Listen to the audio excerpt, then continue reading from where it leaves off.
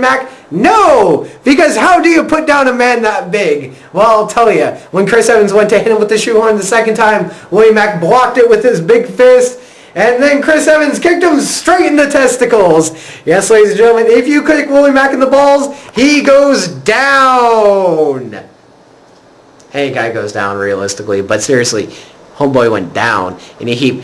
And in turn, Chris Evans pinned him for the 1-2-3 and became the Anarchy champion. After the For Evans Young, of course. It took a kick in the balls and the For Evans Young. You know, I know the move. I just kind of feel bad about myself saying the For Evans Young. I almost, sadly enough, want to call it the TKO in tribute to Mark Merrow.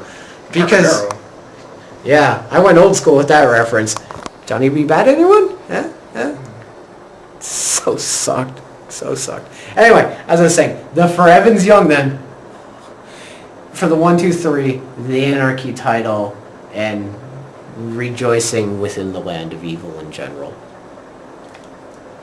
You know, what I don't understand, well actually what I should just say is wrong. You know, the match was excellent. You know, like I said, me and Justin were out there. We're cheering our boy on. You know, we had our own sign. Evans is hot, which is true. But what I don't understand is why Willie Mack insisted on pulling Chris's tights down. I mean, really, that was a little wrong. I mean, I do know that Willie's a big guy, and I mean, I'm sure seeing a little, pretty boy like Evans made him, think of being in prison or something. But I'm just saying that was a little odd for me. Wow. I'm sorry. Wow. I'm sorry, but it was weird. And another thing, I kind of think that Willie deserved to get hit with that shoehorn. Because if he already pulled down his trunks, don't you think he would have found it? Just saying. Okay. I'll give you, that's an excellent valid point. Just saying. But to insinuate prison rape, sir, this is ITV. Only I am allowed to make tasteless remarks like that. Would you really want to say something like that about Willie Mack? Yeah, seriously. I mean, even I don't say shit about the guy. And that is to say a lot. Because I say shit about guys in our crowd that are like 6'7", and the whole time I'm thinking, man, one day somebody's just going to fuck my universe up for this. I love you guys for putting up with my shit. A little too much. Yeah, I agree. Dude, every time you burn me. Every time. Nah. Now, post-intermission, we came back with a tag team match featuring the debuting Rock of Love, because when you look at them, you would understand the reference, versus Team, as I dubbed them, Two Huge Sons of Bitches in Tank Alvarado and Primal. Knox? Original. Yeah. I just want to say it was great, because I remember 3 Count. Remember 3 Count? Remember? From WCW?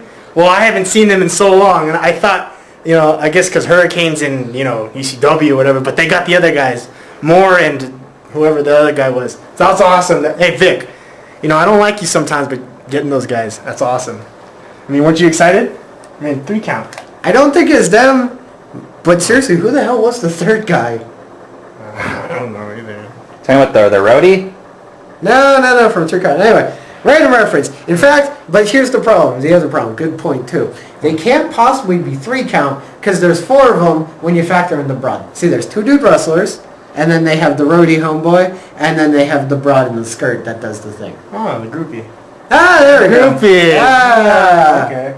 Okay, cool. Gotcha. All right, we're on the same page. Beautiful. So, moving on. We have Team Two Huge Sons of Bitches using, their obvious size advantage, because it writes itself, for Christ's sakes, to take on Team Rock of Love, who is actually surprising, and, they're pretty cool. You know what? I'm not going to lie. I kind of chuckled a little. I kind of thought, that's a unique gimmick. They have jeans that are spandex. But you know what?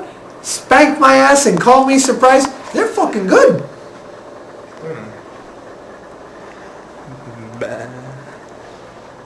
Asshole. But seriously, props to you, Team Rock of Love. You are an exciting showcase talent. Now anyway, back to the match. The match came when Primal was standing in the ring. Mr. Dragon Rana. Thank you for highlighting what I'm about to mention.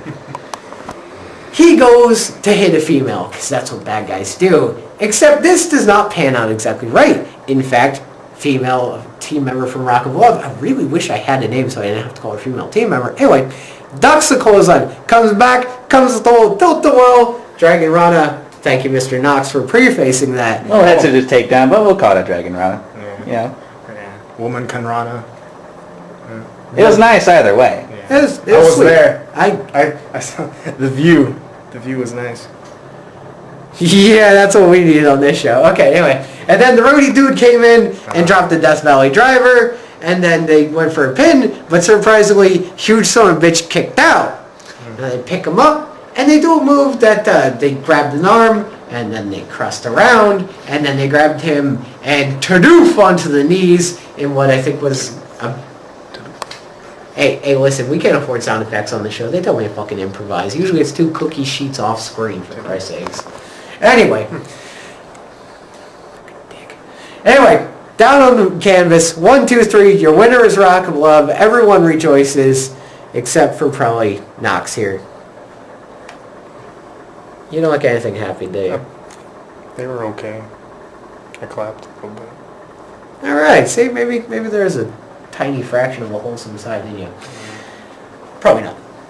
Moving on. Excuse me. Our next match on the card featured Chippy Sanchez versus Johnny Suave. 2 guys, not quite rookies, not quite veterans, somewhere in between, where they to get their first real comeuppance in wrestling when they're called a... Shit, I thought there was maybe a name for it and you would bail me out. Swing and a miss. Well, what else is new?